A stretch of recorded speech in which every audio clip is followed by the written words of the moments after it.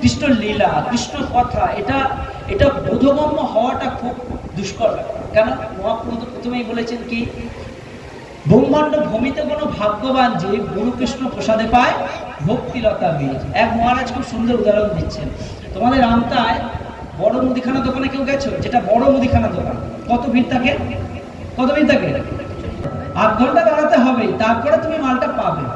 আচ্ছা, সোনার দোকানে কতটা ভিড় থাকে? কত ভিড় থাকে? তুমি যাও, সঙ্গে সঙ্গে কাজ শুরু হয়ে যাবে।